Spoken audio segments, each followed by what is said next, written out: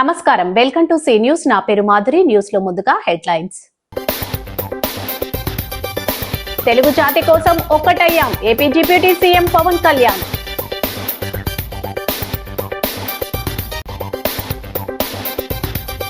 Red book ఇంకా చాలా పేజీలున్నాయి, bomb పేల్చిన IT శాఖ మంత్రి నారా లోకేష్.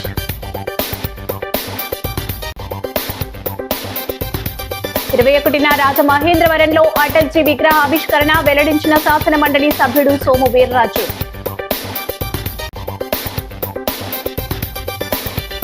నన్నయ్య విసిపై దాడి చేసిన దారుణం, చర్యలు తీసుకోవాలని జక్కంపూడి డిమాండ్.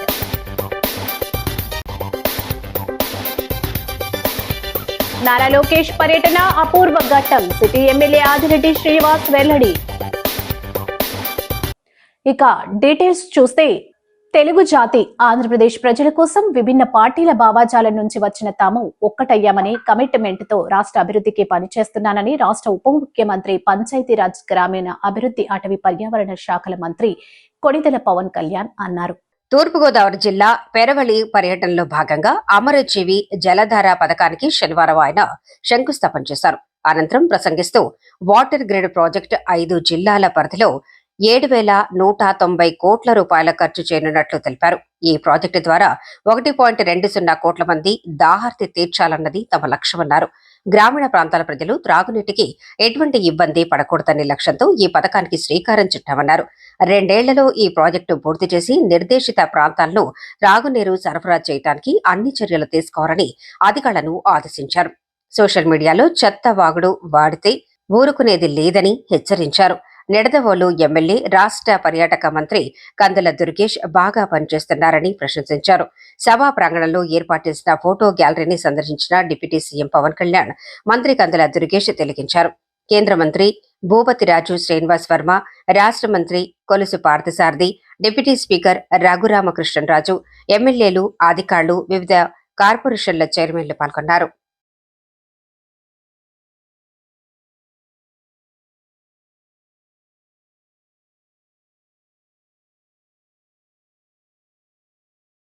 అలాంటిది ఒక ఆశయం కోసం నా ప్రాణం పోతే నాకు ఓకే, కానీ పోయే ముందు చాలా మంది తాట తీసేస్తాను చెప్తున్నాను, గుర్తుపెట్టుకోండి. ఒళ్ళుపై తెలియకుండా, బాధ్యత లేకుండా, అడ్డగోలుగా మేము చేసేస్తాం. ఏదైనా మొత్తం తీసి రోమం తీసి కింద కూర్చోబెడతాం, గుర్తుపెట్టుకోండి. మిమ్మల్ని మీ చేత చప్పట్లు కొట్టించుకోవడానికో అరుపులుగా నేను చెప్పట్లేదు, ఇది వేదంతో చెప్తున్నాను. ఇది వేదనతో, బాధతో. ఒక్కళ్ళు మాట్లాడలా, మనకి రాష్ట్ర విభజనప్పుడు ఒక్క ఎంపీ కూడా మాట్లాడలా. రాష్ట్ర విభజన జరిగితే మాకు వచ్చే నష్టం ఏంటి మాట్లాడలా. జరగకూడదు నేను ఒక్కడెళ్ళి కూర్చొని ఎంపీల్లో మాకు ఈ నష్టం వస్తుంది మాట్లాడడానికి భయం, కొడతారో లేదు, వ్యాపారాలు పోతాయేమోనని. అంత దరిద్రపు గొట్టు బతుకులు ఎందుకు మనకి? ధైర్యం లేని సమాజం ఎందుకు? ధైర్యం లేని నాయకులు ఎందుకు? సిగ్గుండాలి కదా మనకి.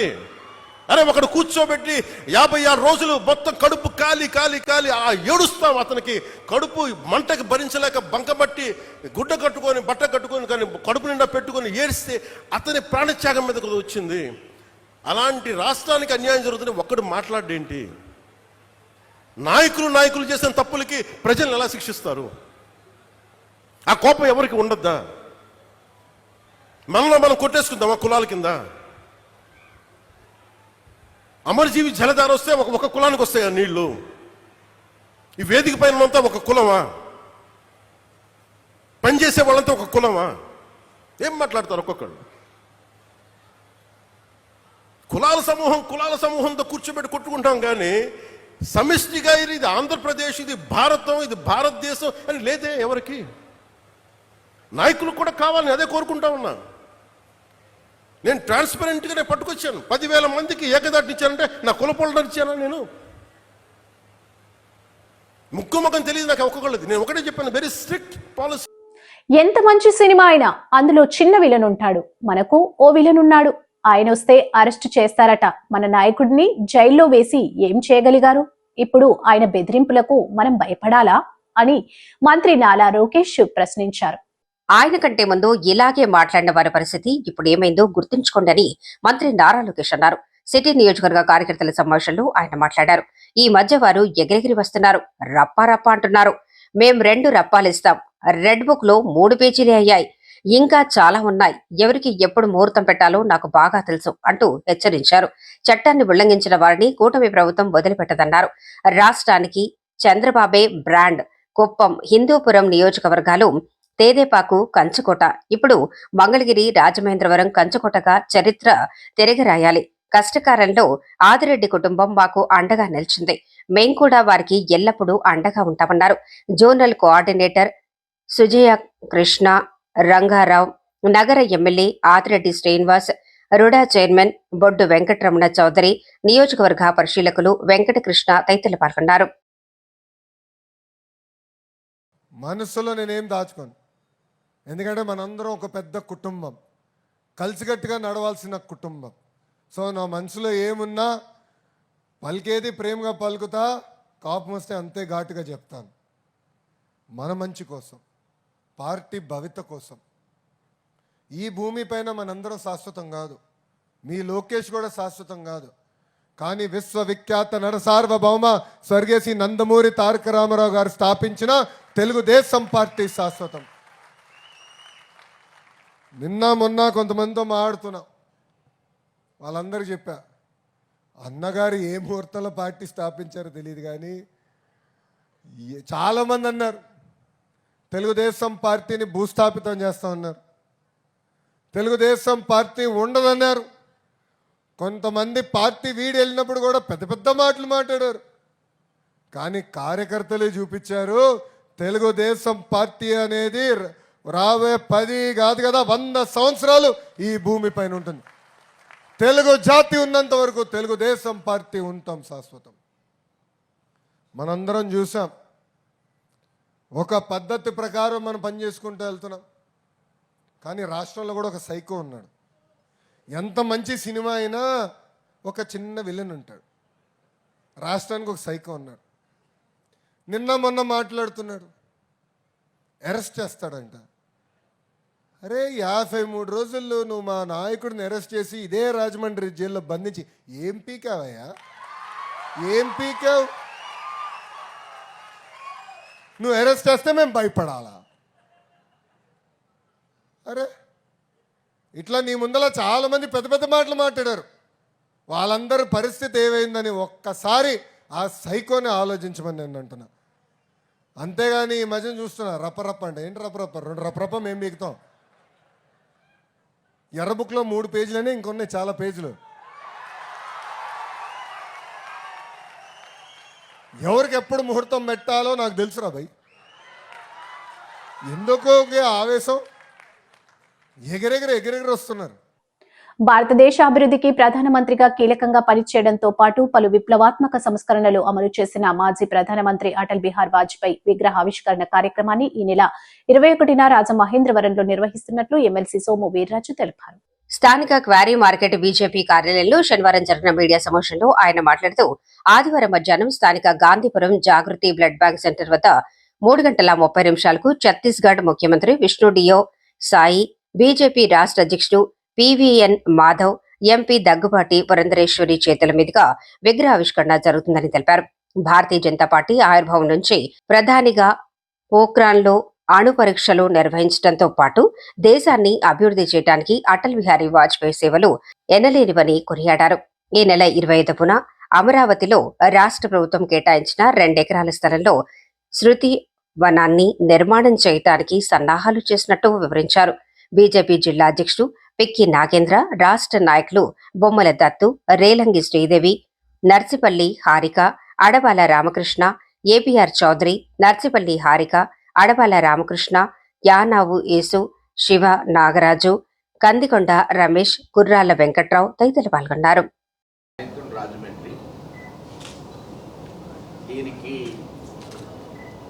ఛత్తీస్గఢ్ ముఖ్యమంత్రి గారు రాజమండ్రి వస్తున్నారు. ఈ కార్యక్రమానికి విష్ణు డియో సాయి, ఛత్తీస్గఢ్ ముఖ్యమంత్రి విష్ణు డియో సాయి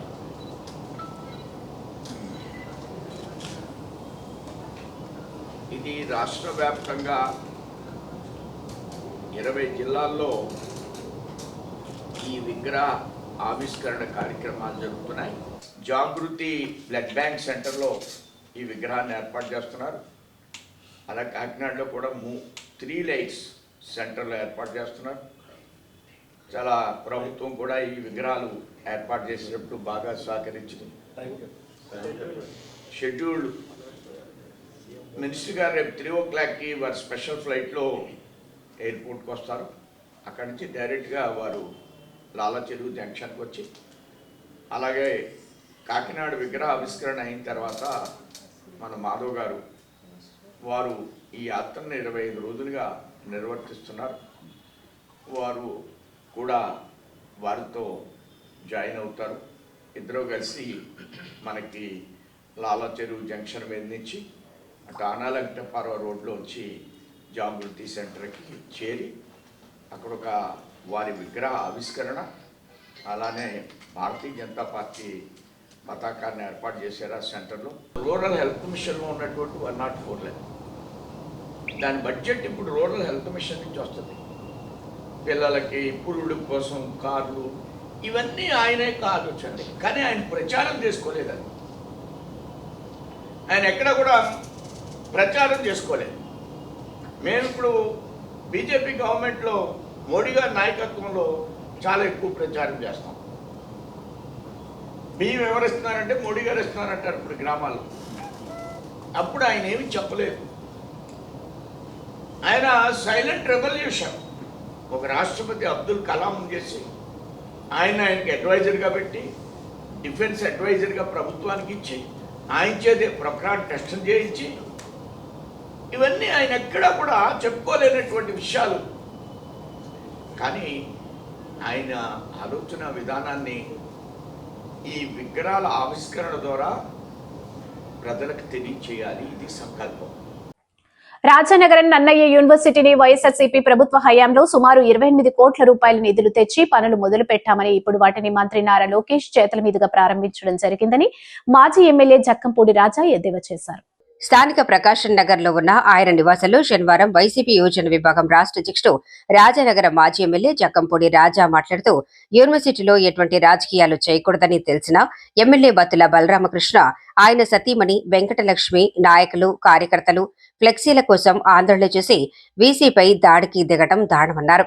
ఈ 2 ఏళ్ల కాలంలో బత్తుల యూనివర్సిటీ అభివృద్ధికి చేసిందేమీ లేదని విమర్శించారు.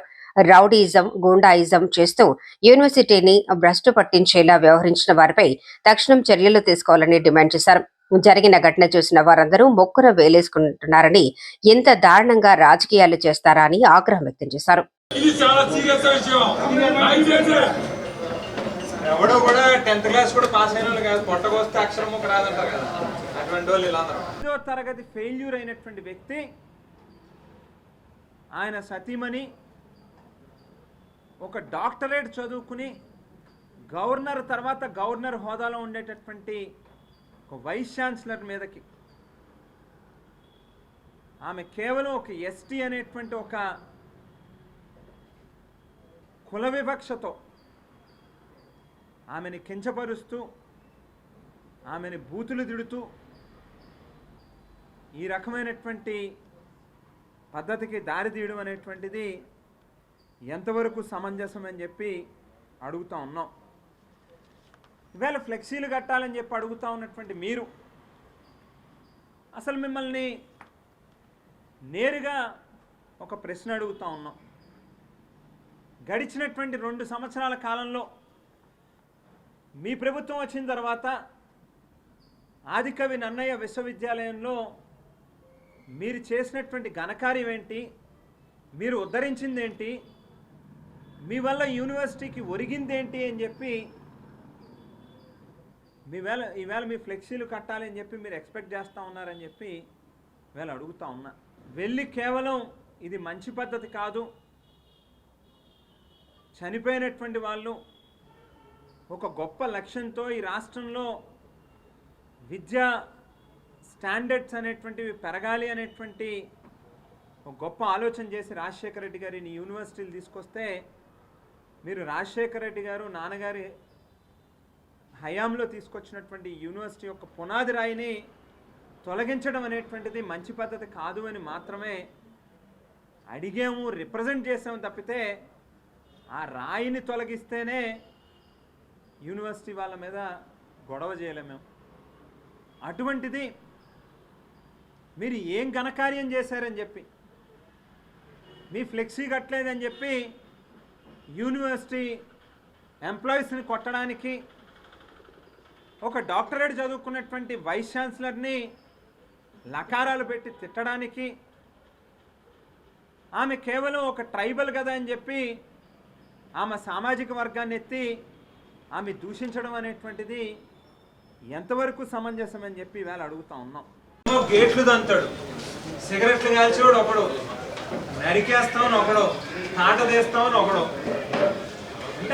రాష్ట్ర ఐటీ విద్యాశాఖ మంత్రి నారా లోకేష్ పర్యటన రాజమండ్రి రాజకీయ చరిత్రలో అపూర్వ ఘట్టమని, ఆయన పర్యటనను క్రమశిక్షణతో కార్యక్రమాలను విజయవంతం చేసిన టీడీపీ నాయకులు, కార్యకర్తలకు సిటీ ఎమ్మెల్యే ఆదిరెడ్డి శ్రీనివాస్ కృతజ్ఞతలు తెలిపారు. ది రాజమండ్రి ప్రెస్ క్లబ్ లో శనివారం జరిగిన మీడియా సమావేశంలో ఆయన మాట్లాడుతూ అటానమస్ కళాశాలలో నూతన భవనాల ప్రారంభోత్సవంతో పాటు సుమారు 7,000 మంది విద్యార్థులతో నారా లోకేష్ ముఖాముఖి నిర్వహించడం ఒక చరిత్ర అన్నారు.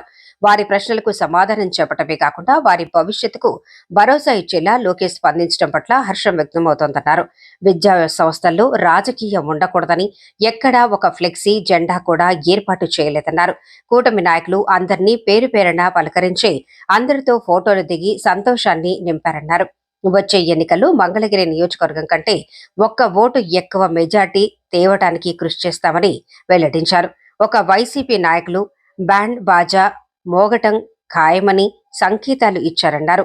టీడీపీ నగర అధ్యక్షుడు మజ్జి రాంబాబు, రాష్ట్ర కార్యదర్శి కాశీ నవీన్ కుమార్, దేవాలయాల చైర్మన్లు, మాజీ కార్పొరేటర్లు పాల్గొన్నారు. రూట్స్ ఉంటేనే అంత ఫాలోఅప్ అవుతుంది. రాజమహేంద్రవరం రాజకీయ చరిత్రలో ఇదొక అపూర్వమైన ఘట్టం. మంత్రివర్యులు నారా లోకేష్ గారి యొక్క రాజమహేంద్రవరం పర్యటన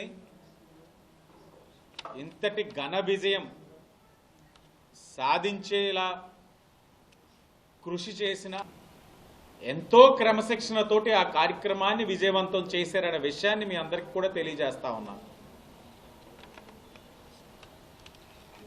అలాగే ఈ కార్యక్రమం విజయవంతం కావడానికి సహకరించిన పోలీస్ డిపార్ట్మెంట్ వారు, మరీ ముఖ్యంగా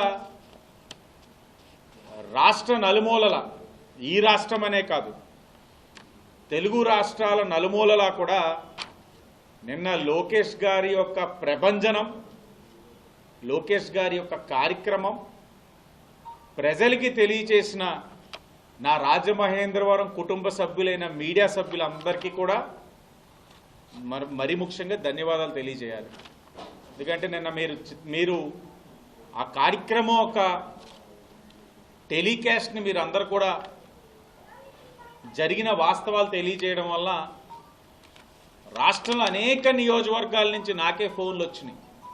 ఏంటి ఆ ఛానల్లో చూసాను, ఏంటి జనప్రపంచనం, ఏంటి మహిళలు, ఏంటి ఒక కార్యక్రమానికి పిలిస్తే మొన్నే చూస్తున్నాం కొన్ని పార్టీల పేరు ఎత్తుకోవడం కూడా అసందర్భం.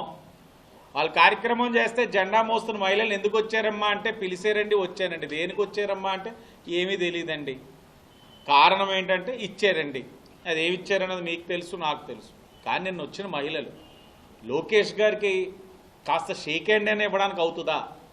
ఆయన చెయ్యిలా పెడితే చెయ్యినైనా ఇలా కొడదామా, దగ్గరికి వెళ్ళి చేస్తా నవ్వుదామా, పలకరిద్దామా? ఎందుకంటే పాపం ఎంతమంది ఎన్ని విధాలుగా లాగుతున్నా ఆయన వెనకాలే నేను ఉంచున్నాను కాబట్టి నాకు అర్థమైంది.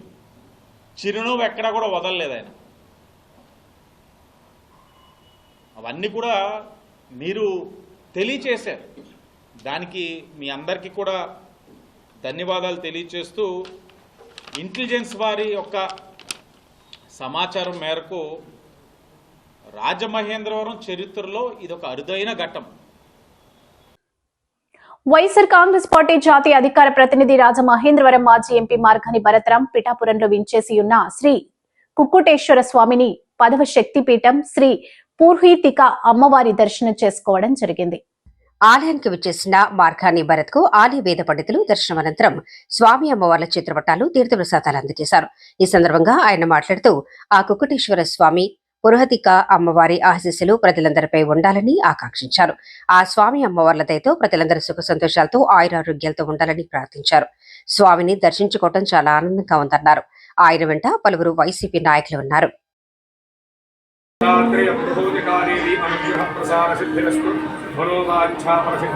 పునర్దర్శన ప్రాప్తిరస్తు దేవి అనుగ్రహ సిద్ధిరస్తు.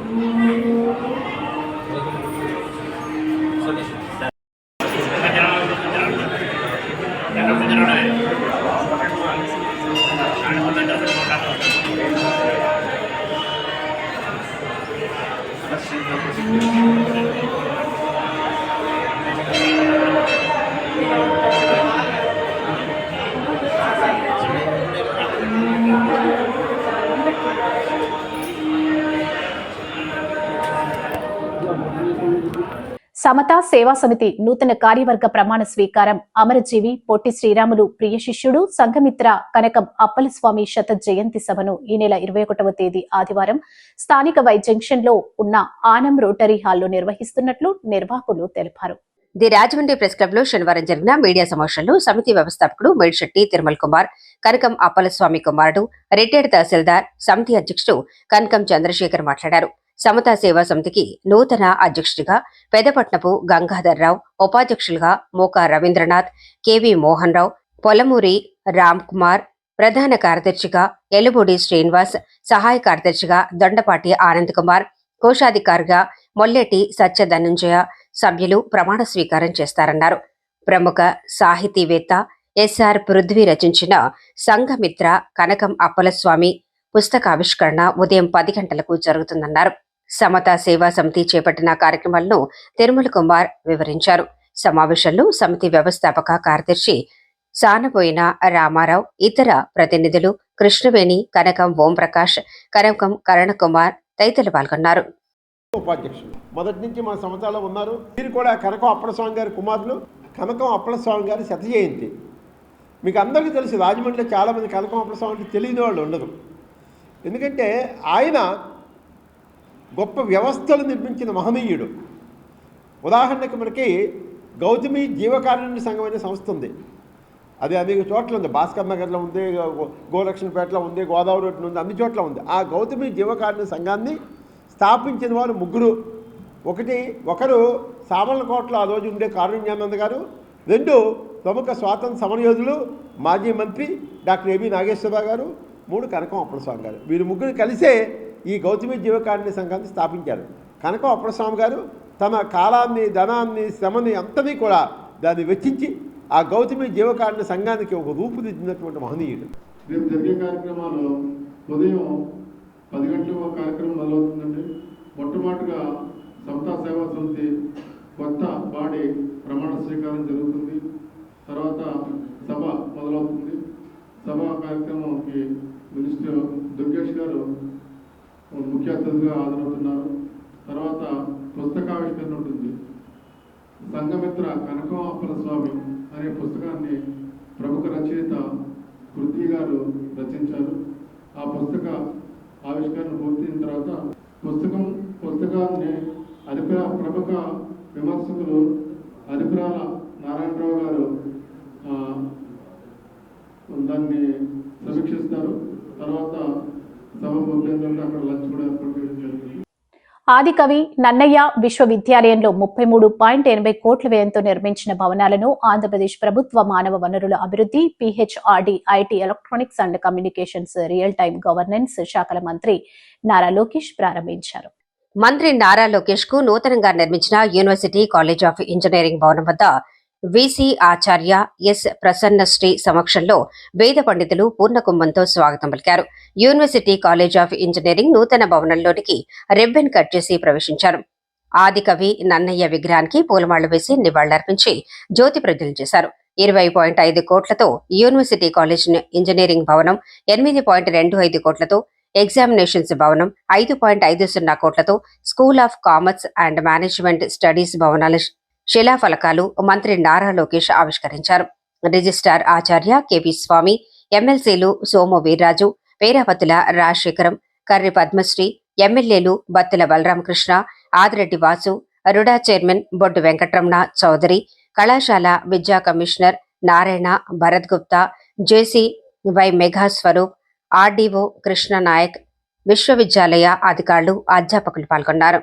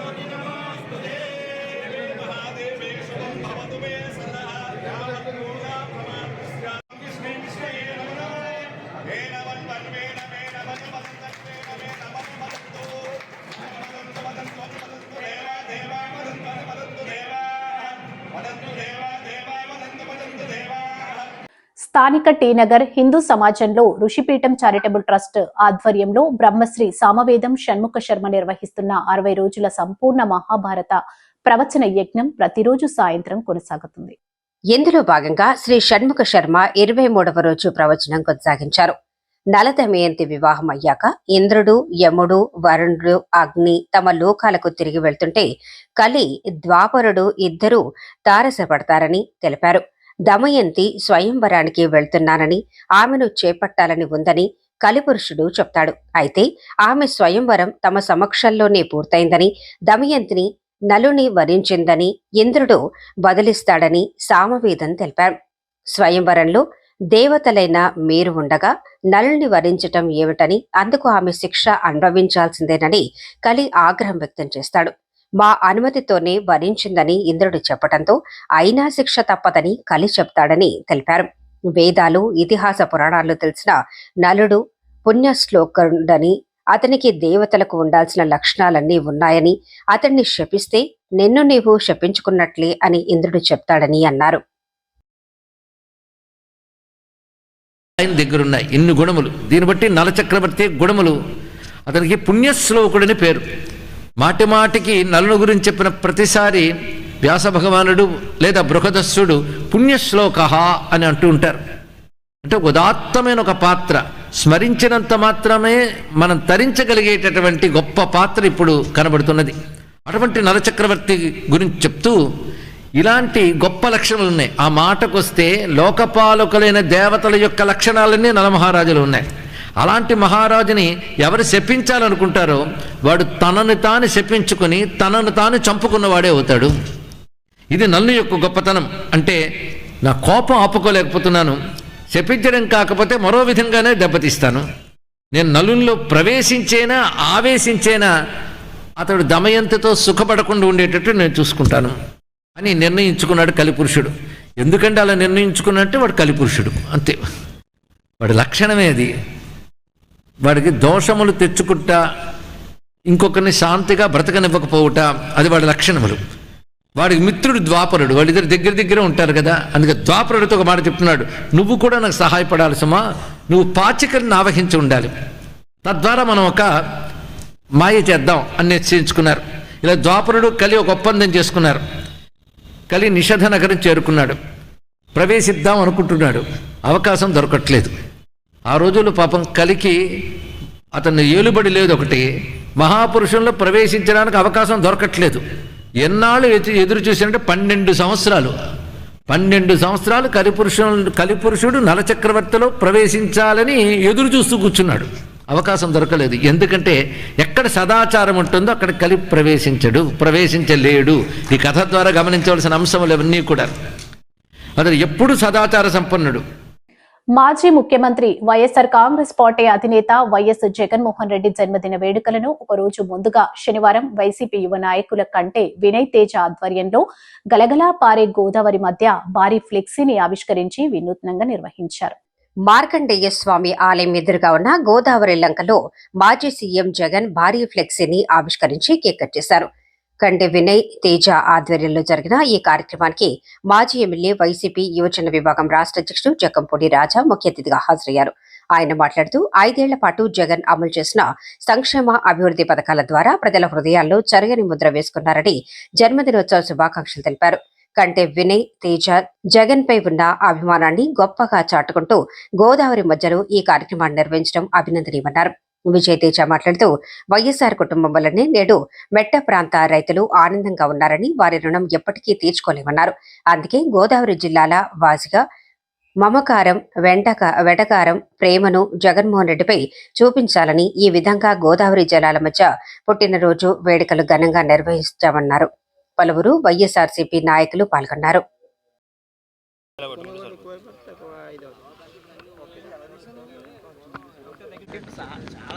గోదావరి సాక్షిగా మా కంటే వినయ్ తేజ ఓ భారీ ఫ్లెక్సీని ఇక్కడ ఏర్పాటు చేసి మరి జగనన్న మీద తనకున్నటువంటి అభిమానం, మరి వేళ జగనన్న చేసినటువంటి గొప్ప పనుల కారణంగానే మరి తేజ ఆయన ఎంత గొప్ప పనులు చేశారో ఈవేళ ఆ పుట్టినరోజును కూడా అంతే గొప్పగా ఘనంగా నిర్వహించడం కోసమే ఈ గోదావరి ఏ రకంగా అయితే ఉప్పొంగుతుందో మరి ఆయన గుండెల్లో కూడా అదే రకమైనటువంటి అభిమానం ఉప్పొంగుతూ ఈవేళ జగనన్న మీద ప్రేమతో ఇంత భారీ కార్యక్రమం నిర్వహించడం జరిగింది. వాస్తవానికి గోదావరిలో ఒక రకంగా ఇక్కడ ఉండేటటువంటి గాలి కానీ లేకపోతే గోదావరి దాటుకుని రావాలి, వీటన్నిటినీ కూడా లెక్క చేయకుండా ఎన్నో వ్యయ ప్రయాసాలు కోర్చి ఇంత చక్కటి కార్యక్రమం నిర్వహించినందుకు మరి తనను కూడా అభినందిస్తూ మరొకసారి జగనన్నకి పుట్టినరోజు శుభాకాంక్షలు. దేవుడు మరింత శక్తినివ్వాలి, సామర్థ్యాన్ని ఇవ్వాలి, రాష్ట్ర ప్రజలకి మంచి చేయగలిగేటటువంటి అవకాశం జగనన్నకి ఇవ్వాలి, మరోసారి రాష్ట్ర ప్రజలకు ముఖ్యమంత్రిగా పనిచేయాలని చెప్పి కూడా కోరుకుంటాం. గోదావరి జిల్లాలంటే గోదావరి ప్రజలకి మమకారం వెటకారం రెండూ ఎక్కువే అంటారు. అదే ఏ రకంగా జగన్మోహన్ రెడ్డి గారికి ప్రేమ చూపించాలి. ఈరోజు గోదావరి జలాల మధ్య అంటే నీరు అంటే గుర్తొచ్చేది రాజశేఖర రెడ్డి గారి కుటుంబం. ఈరోజు మెట్ట ప్రాంత రైతులుగా మేము అసలు కాలర్ దగ్గర చిరిగిపోయిన చొక్కాలతో మా జీవనాలు ఉండే, మా తాతగారు కానీ మా తండ్రులు వీళ్ళంతా. ఈరోజు ఇంత బాగులు, ఇంత ఖర్చులు, ఇంత ఆడానికి కారణం ఏంటి? 2004లో జలయజ్ఞం వల్లే మెట్ట ప్రాంత రైతులందరూ బాగుపడి ఈరోజు ఇలాంటి పెద్ద మనుషుల దగ్గర మేము నుంచునే స్థాయి మమ్మల్ని కల్పించింది రాజశేఖర రెడ్డి గారి కుటుంబం. ఆ కుటుంబానికి ఏ రకంగా చేసినా రుణం తీర్చుకోలేము. కనుక ఈ గోదావరి మధ్యలో మా నాయకుడు, ఎందుకంటే మేము ఆరాధించే జక్కంపూడి రాజా గారు ఆరాధించే వ్యక్తి జగన్మోహన్ రెడ్డి గారు. సో ఆయన ఖచ్చితంగా మాకు కూడా దేవుడే కాబట్టి రాజా గారి ద్వారా ఆయనకి పుట్టినరోజు శుభాకాంక్షలు తెలియజేయాలని చెప్పి ఈ గోదావరి మధ్యలో పెట్టడం జరిగింది. ప్రముఖ రంగస్థల నటులు, చిత్ర కళాశిల్పి, బాబు స్టూడియో వ్యవస్థాపకులు ముసిని బాబురావు 7వ వర్ధంతి సందర్భంగా శనివారం స్థానిక కోటగుమ్మం వద్ద ముసిని బాబురావు విగ్రహానికి వారి తృతీయ కుమారుడు ముసిని విశ్వేశ్వరరావు మున్నా పూలమాలలు వేసి నివాళులర్పించారు. ఈ సందర్భంగా గౌడ శెట్టి బలిజ సంఘం అధ్యక్షులు రెడ్డిరాజు చేతుల మీదుగా ఆసుపత్రిలో చికిత్స పొందుతున్న అనారోగ్య బాధితునికి 10,000 రూపాయల ఆర్థిక సాయాన్ని అందజేశారు.